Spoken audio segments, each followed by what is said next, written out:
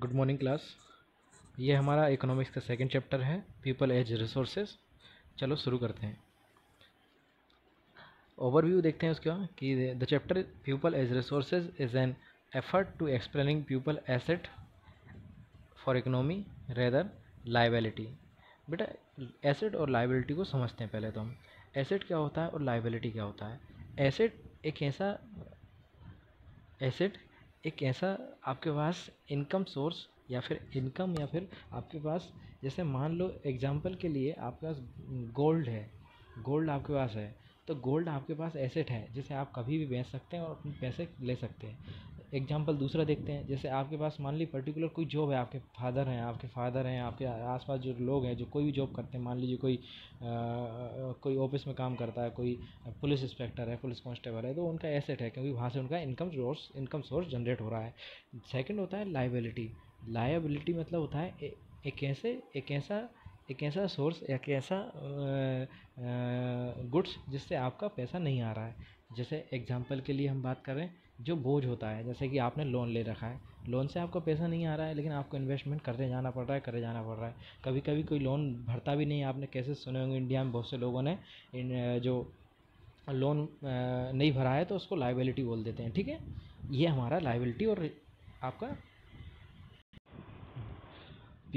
population become human capital when there is investment made in form of education, training and medical care। किस किस में बेटा? Medical care, training और education में जब आप इन्वेस्टमेंट करते हैं किसी भी व्यक्ति के ऊपर, किसी भी ह्यूमन के ऊपर, तो वो ह्यूमन कैपिटल बनता है। Human capital is a stock skills and productive knowledge of embodied in them. ठीक है, अब आती है बात the people resources in the way of referring a country working peoples in term of existing product skills and ability. Skills और ability होना ज़रूरी है जब आपका वो क्या कहलाएगा, आपका ह्यूमन कैपिटल कहलाएगा। ठीक है, यहाँ पे एक टर्मोलॉजी यूज़ किए हुए उन्होंने कि यहाँ पे gross national product like other and resources population like resources human resources आपका ग्रोस नेशनल प्रोडक्ट पड़ता है। ठीक है, उससे किसमें, जब आपके पास एसेट होता है ह्यूमन कैपिटल के फॉर्मेट में। ठीक है, so by becoming more educated healthy we call human capital formation, and that adds to product for power to the country just like physical capital. ठीक है, जैसे फिजिकल कैपिटल होता है, अगर आप मान लीजिए एक व्यक्ति है, अगर आप एजुकेशन देते हैं उसको, तो वो बिल्कुल ह्यूमन कैपिटल उस तरीके का है जिस तरीके से आपका फिजिकल प्रॉपर्टी होगी। ठीक है, उसी तरीके की चलती फिरती प्रॉपर्टी होती है वो। ठीक है, investment in human capital through किसके द्वारा? एजुकेशन के द्वारा, ट्रेनिंग के द्वारा, मेडिकल के द्वारा yield a return just a investment in a physical capital. This has been seen directly from the higher income earned because of higher productivity is more educated than other trainer as person। अब यहाँ पे आपको एक policy के बारे में बताया गया है जो हमारी गवर्नमेंट की थी, उसको बोलते हैं ग्रीन रेगुलेशन। ग्रीन रेगुलेशन बेटा हमने फर्स्ट चैप्टर में पढ़ा था। ग्रीन रेगुलेशन में क्या किया था इन लोगों ने? ग्रीन रेगुलेशन में आपके पास हाई ईल्ड वेराइटी के इन्होंने सीड्स बोना चालू कर दिए थे। जैसे मान लो पहले 1 किलो गेहूँ बोया जाता था तो उसमें 5 किलो गेहूँ निकलते थे, लेकिन जब इन्होंने HY भी क्वालिटी के जब सीड्स लेकर आए ये लोग, तो 1 किलो गेहूँ में आपके पास कितने, लगभग 15 kg गेहूँ निकलने लगा था। ठीक है, इतना असर आया था, उससे प्रोडक्शन बढ़ा, इंडिया की ग्रोथ हुई। ठीक है, तो greater knowledge for improvement production technology can be rapid increases the productivity of land and resources। India IT revolution it strike instant of by how important of human capital has come to acquire highest position than that of material plant and machinery. ठीक है, अब यहाँ पे एक चीज़ है बेटा, यहाँ पे एक आपका ये आपने समझा कि किस तरीके से हमारे यहाँ ह्यूमन कैपिटल को यदि हम इंक्रीज़ करें तो हमारी नेशनल इनकम भी बढ़ेगी और हमारे पास किस तरीके से प्रोडक्टिव लोग आके हमारे पास जो इकोनॉमी में योगदान देंगे अपना। ठीक है, अब हम बात करते हैं कि है ना, not only the more educated and the healthier people gain through the higher income, society also gain the other directive way, because advantage more educated healthier populations spread of those whose themselves were not directly educated given the health. Human capital is the one way superior to other resources. Physical land human resources can make the land capital, and capital cannot become useful it's on for many of decades India large production of considering liability. हमारे यहाँ जो बहुत सारे decades से देखा जाए तो बेटा जहाँ हमारे यहाँ केवल लाइबिलिटीज़ वाली पॉपुलेशन जनरेट हो रही है, और दूसरा वो जो उनका हेल्थ है, अगर हम हेल्थ भी अगर अच्छा जनरेट करते हैं तो उससे हमारे पास प्रोडक्शन बढ़ता है। ठीक है, अब यहाँ पे आता है एक एग्जांपल, यहाँ पे स्टोरी ऑफ शकल की है। देयर वर टू फ्रेंड, क्या क्या नाम है उनका, Bilas. Very very important story है, आपको पूरा चैप्टर इसी में समझ में आ जाएगा। पहला नाम है बिलास, दूसरा है Shakal. Living in the same village, क्या बोलते, Seemapur. Shakal was 12 year old boy, his mother Seera looked after the domestic chores, मतलब वो घरेलू महिला है, गृहिणी है। His father Buta Chaudhary work in agriculture field, work वो उसके पापा एग्रीकल्चर फील्ड में काम करते हैं। Sakal help his mother in domestic, he also look after his younger brother Jitu and sister Situ.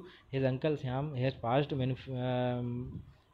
उसके जो अंकल हैं वो श्याम, उन्होंने मेट्रिकुलेशन एग्ज़ाम पास कर लिया, but sitting in the ideal house, वो घर पे हैं। They have no job. Buta and Sheela were to teach Sakal, they forced to him join village school and soon join. He started studying in example, उसने study की और higher secondary पढ़ गया। his father pursued to him continue study, उन्होंने पापा ने कहा कि और पढ़ो बेटा।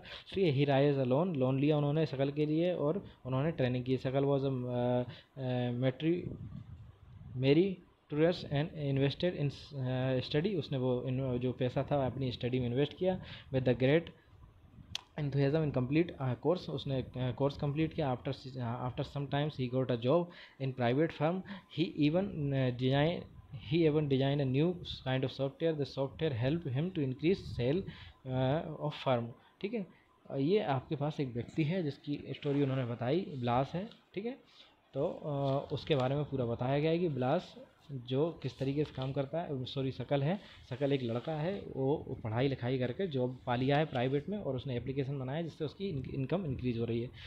Y other hand, story of Bilas, story of Bilas, Bilas is 11-year-old boy, वहीं गांव में रहता है वो। एज शकल फादर, उसके जो बिलास के फादर हैं वो फिशरमैन है। His father passed away when he was 22 year, मतलब उसके पापा फिशर थे, मछलियों का काम करते थे, और लेकिन वो मर गए। His mother Geeta sold fish to earn money, she bought a fish from the land owner, वो लैंड ओनर से फिश लेकर आती है। The nearby mandi, nearby mandi में भेज देती। सी अर्न 150 रुपये पर डे, कितने, 150 rupees per day selling. Bilas become the patient of arthritis, उसके बाद अर्थराइटिस हो गया, उसके खाना वाना सही से नहीं मिलने से। His mother could not afford the take medicine and doctor. He was not interested in study, वो इंटरेस्टेड नहीं है स्टडी में। और उसके बाद उसने क्या किया है बेटा, after some time his mother fell sick and there was no one to look after her, there was no one of the family supported of them. Bilas to force to self his in village, like he like his mother earn only the income. अब देखिए बेटा, यहाँ पे दो स्टोरियाँ हैं, एक बिलास की story दी हुई है, एक शकल की स्टोरी दी हुई है। शकल एक ऐसा लड़का है जिसने पढ़ लिख कर अपनी जॉब पाली, और यहाँ पे बिलास का स्टोरी है कि उसके पापा नहीं थे, उसकी मम्मी काम करती थी, और बाद में उसे भी काम करना पड़ा।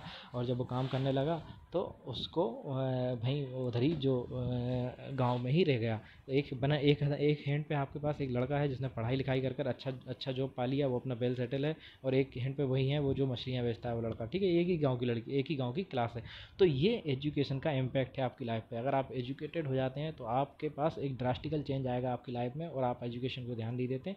बाय डिफ़ॉल्ट आपके पास कुछ प्रॉब्लम है, बहुत अलग है, लेकिन आपको एजुकेशन पे ध्यान देना चाहिए, तो आप किसका अंतर पैदा हो सकता है। एजुकेशन हमारे सोसाइटी को पूरा का पूरा ड्रास्टिकल चेंज करने के लिए बहुत इंपॉर्टेंट है। अगर आप सचमुच अपनी ज़िंदगी में बहुत ज़्यादा चेंजेस चाहते हैं तो आपको एजुकेशन को सीरियसली लेना चाहिए। ठीक है, ये यहाँ तक हमने स्टोरी देखी, इसके आगे हम अगले लेक्चर में देखेंगे। Thank you.